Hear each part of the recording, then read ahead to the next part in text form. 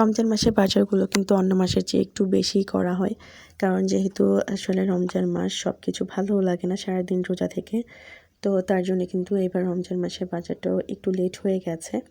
তো যেহেতু রমজান মাসে কয়েকদিন আগে আমরা ঘুরতে গিয়েছিলাম আর ঘুরে এসেছি 2-1 দিন আগেই।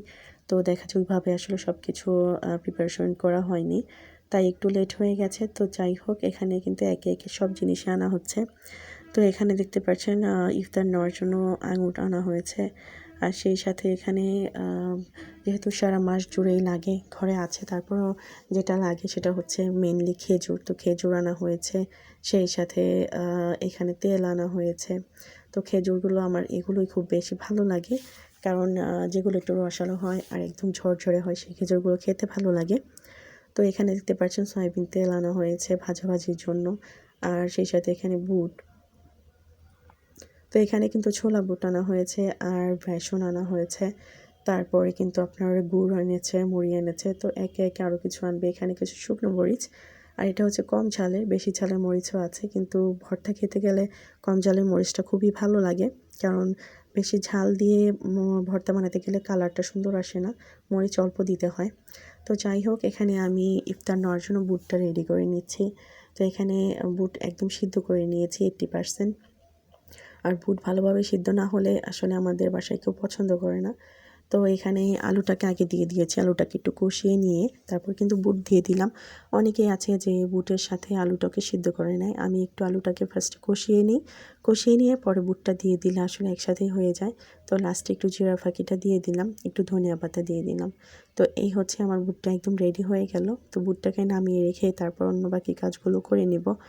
তো সারাদিনই আসলে টুকটাক করে এটা সেটা করতে হয়। তো যখনই ফাঁক পাই তখনই রান্নাটা কমপ্লিট করে নেই। তো এখানে একদম বিকেলে কিন্তু আমি এখানে বেগুনি ভেজে নিচ্ছি। তো বেগুনিটাকে আমি লাল লাল করে ভেজে নেব। তো এখানে কিন্তু আজকে খুব শর্টকাট, আলুর চপ করব না, শুধু বেগুনি, তারপর ডালের বড়া, সেই সাথে বুট করেছি। তো এগুলোই হচ্ছে মেন আইটেম। তো এখানে বেগুনিটাকে খুব ভালোভাবে ভেজে নিচ্ছি, আর বেগুনিটা আমার কাছে ভালোই লাগে। তো আলুর চপের চেয়ে বেগুনিটা বেশি পছন্দ, তার জন্যে কিন্তু যখন করি একটাই করি, দুইটা অনেক সময় করি। তো এখানে বেগুনিগুলো দেখেন অনেকটা ফুলেছে মাশাআল্লাহ, আর কালারটাও খুব দারুণ এসেছে।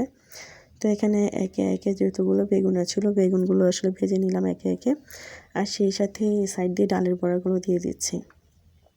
তো ডালের বড়াটা আমি আসলে ব্লেন্ড করে নিয়েছি। আমি কিন্তু আসলে পাটায় বাটতে খুব ঝামেলা মনে করি, যার জন্য ডালের বড়া যতগুলোই ডাল নিই সেখান থেকে 3 ভাগের 1 ভাগ ডাল রেখে দিই আস্ত, আর সেই সাথে 2 ভাগ আমি ব্লেন্ড করে নিই। তারপরে কিন্তু একসাথে মিশিয়ে নিলে সেই ডালের বড়াটা ভালোই লাগে। তো যেহেতু পাটায় না বাটলে কিছুটা রাস্তা রাখবেন, এভাবে ভালো লাগবে। তো এখানে তরমুজ এনেছে ইফতার করার জন্য, তো আমি তরমুজটাকে কেটে নিচ্ছি। আর এখানে সাইড দিয়ে কিন্তু আমাদের বাচ্চারা দাঁড়িয়ে আছে, যাদেরকে আমি আগে কেটে দিচ্ছি, আমরা আসলে ইফতারের সময় খাবো। তো এই যে তরমুজটা দেখতে পাচ্ছেন একদমই টসটসে, আমার কাছে এই তরমুজগুলোই ভালো লাগে। কিছু তরমুজ আছে ভিতরে একদম ফোস্কার মতো থাকে, জালি জালি থাকে, সেগুলো আমার কাছে একদম ভালো লাগে না। মিষ্টি যদি একটু কমও হয়, তারপরে এই তরমুজগুলো বেশি খেতে মজা লাগে। তো আজকে তরমুজটা একদম অনেক মিষ্টি ছিল আর খেতেও ভালো লেগেছে। তো যাই হোক, সারাদিনের এই রেগুলার একটু ব্লগটা আপনাদের সাথে শেয়ার করলাম। জানি না কেমন লেগেছে, ভালো লাগলে অবশ্যই লাইক দিয়ে দিবেন, সেই সাথে পাশেই থাকবেন। সবার জন্য অনেক অনেক ভালোবাসা, শুভকামনা নতুন ভিডিও দেখার। তো আজকের মতো বিদায় নিচ্ছি, আল্লাহ হাফিজ।